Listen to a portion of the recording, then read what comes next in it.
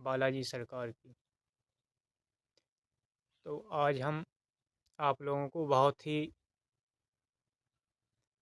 अ, जो बताने जा रहे हैं उसमें थोड़ा गौर करने की बात है। कुछ लोग भ्रामक तथ्य सोशल मीडिया या यूट्यूब पर फैला रहे हैं कि बालाजी जाने से कुछ नहीं होता, कितनी बार भी जाओ। लेकिन वहाँ जाने से सभी के किसी प्रकार का संकट हो, सभी का शमन होता है। जो लोग गए हैं संकट उनके नहीं कटे हैं, तो मैं उन लोगों से कहना चाह रहे हैं कि उन्होंने कुछ ना कुछ त्रुटियां की होंगी जिसकी वजह से उनके संकट वहाँ पर नहीं कटे। सबसे पहले अर्जी का और ओसारे का विधान होता है। जो अपने घर से बाहर करके संकट वाले व्यक्ति और पूरे घर में बाहर करके ले जाना पड़ता है, जिसमें सभी संकट कैद हो जाते हैं।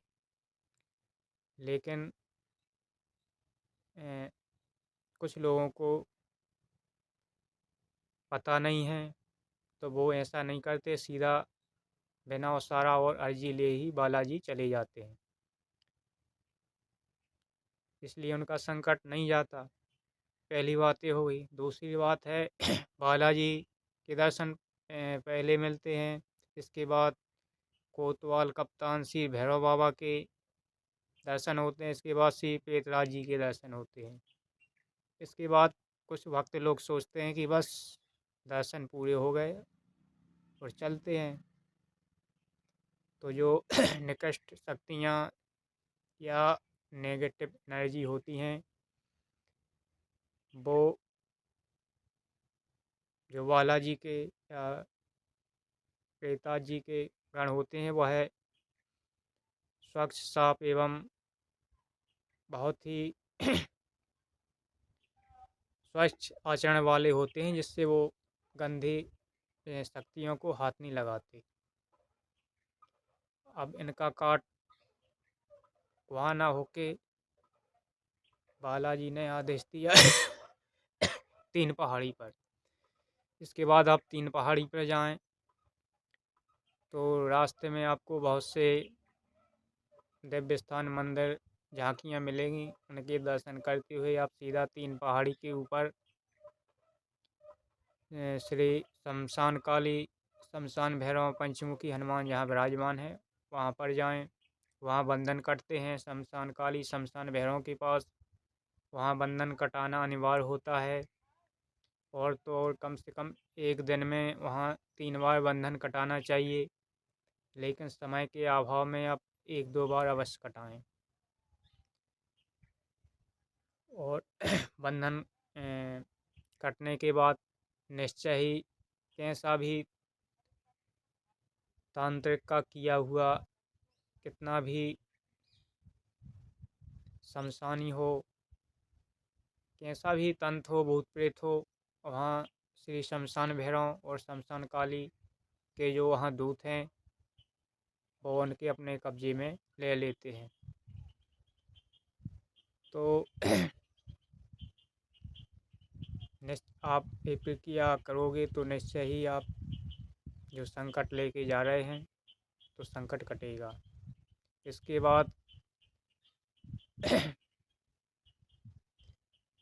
घर आने के बाद आपको पूर्णतः सात्विक रहना पड़ता है। और घर आने के बाद आपको बालाजी के नाम की कम से कम 11, 21, 41 दिन की घी की, अगर आपकी स्थिति ज़्यादा कमज़ोर है तो आप तिल या सरसों के तेल की भी अखंड ज्योति जला सकते हैं। लेकिन ऐसा नहीं ना करें कि उनके लिए तेल का दीपक जलाएं, अखंड ज्योति, और आप खुद शुद्ध घी खाएं। अगर आप खा रहे हैं तो उनको भी जलाना पड़ेगा। भाई जो घी शुद्ध आप खा रहे हैं उसी शुद्ध घी से उनकी भी ज्योति आपको जलानी पड़ेगी। और घर पर कम से कम आधा घंटा राम नाम का जाप करें। जो संकटधारी व्यक्ति है, हनुमान चालीसा करें, धूप दीप पूरे घर में गूगल का धुआं दें। और इसके बाद घर में भी आपकी पेशी आ सकती है, यानी जो संकट था उसकी सवारी आएगी। तो मन में ये ना माने कि अभी वो संकट नहीं कटा है, क्योंकि जब तक जितने भी संकट होंगे सबकी पेशी आकर के बालाजी के दूत अपने स्थान पर ले जाते हैं। तो पेशियाँ आती रहती हैं। तो कुछ लोग घर आकर आकर के घर को घर में ना ही ज्योत जलाते हैं 11 या 21 या 41 दिन की, और ना ही कोई परहेज करते हैं। जैसे जो संकटधारी हैं उनको बालाजी का जो नियम है प्याज लहसुन का, वो करना चाहिए। और मांस मंद्रा को तो घर में ना लाना चाहिए, ना उसको छूना चाहिए। तभी बालाजी के जो दूत होते हैं वो घर में कुछ दिन निवास करते हैं। जो संकट होते हैं वो उनको साथ में ले जाते हैं। अगर आप एक क्रियाकलाप घर में करेंगे तो बालाजी के दूत वहाँ से चले जाते हैं और संकट आपका आपके घर ही में ही रहेगा। फिर बाद में दोष देते हैं कि मेहंदीपुर बालाजी जाने से कुछ नहीं होता। जो हमने आपको जो भी ये कमियां गिनाई हैं, इसमें से हमें कमेंट करके बताएं कि आप लोगों ने क्या क्या कमी की है जिसकी वजह से संकट नहीं कटा। और इसके बाद भी संकट नहीं कटता है तो फिर से बालाजी जाएं, फिर से अर्जी उसारा ले जाएं। अर्जी तो लग गई, उसारा करके फिर से ले जाएं। बालाजी मंदिर जाएं, 3 पहाड़ी पर जाएं। इसके बाद समाधि वाले बाबा के पास जाएं और भंगीवाड़ी में जाएं। जो वहाँ का क्रियाकलाप रहता है, वहाँ के जो भगत लोग होते हैं उनके साथ आपको पूरा प्रोसेस मिल जाएगा। वो करें तो निश्चय ही आपका श्री मेहंदीपुर बालाजी जाने से आपका पूर्णतः संकट समाप्त हो जाएगा। तो जो भी श्री बालाजी के विषय में कुछ पूछना चाहते हैं आप हमसे पूछ सकते हैं।